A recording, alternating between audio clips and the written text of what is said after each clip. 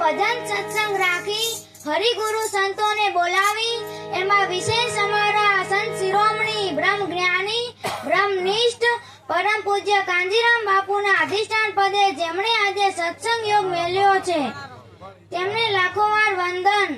એમનો ધનવાન જેમણે પોતાના ધનનો સદુપયોગ કરી આ મનુષ્ય જીવનનો લાવો શું છે તે જાણવું જરૂરી છે।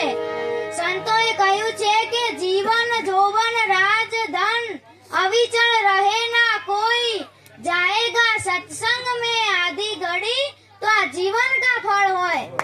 आ मनुष्य अवतार देवोથી દુર્લભ ગયો છે જેના દ્વારા પરમાત્માની પ્રાપ્તિ થઈ શકે છે। તો પહેલા તો એ જાણવું જોઈએ કે હું પોતે કોણ છું અને મારો ધર્મ શું છે। આ જગત કેવી છે કે પથ્થરને પરમેશ્વર માને છે અને પ્રગટને પથ્થર માને છે। તો વિચારવા જેવી તો આ વાત છે કે કોઈ પથ્થરનો ટુકડો ધોબીને હાથ આવી જાય તો તેની દશા કરી નાખે છે અને શિલ્પીને હાથ આવી જાય તો પૂજનીય મૂર્તિ બની જાય છે। અને તમે પણ કોઈ સદ્ગુરુના સાનિધ્યમાં જઈ પોતાના સ્વરૂપનું ભાન કરાવી શકો છો। અને આવો દાવ ફરી નહીં આવે તો જાગો, જાગવા જેવો યોગ છે। તમે હવે નક્કી કરી લો, સંતોના સાનિધ્યમાં જઈ નક્કી કરી લો।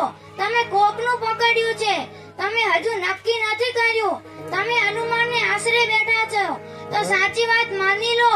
આ જીવન જાય છે, પશુ કી પનિયા બને નરકા બને નો કાઈ, પણ નર એસી કરણી કરે તો નરકા નારાયણ હોય।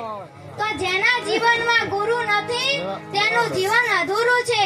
ભલે જગત અનંત પ્રકારે ભક્તિ કરે પણ જ્યાં સુધી પોતાના સ્વરૂપનું ભાન ન થાય ત્યાં સુધી બધું ફોક છે। નરસિંહ મહેતાએ કહ્યું છે કે આત્મ તત્વ ચીન્યા વિના સર્વે સાધના જૂઠી છે।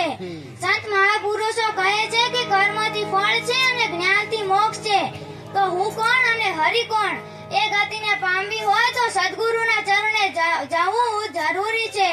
ગુરુ વિના જ્ઞાન ધ્યાન સબ ફોક હે ને માચારું।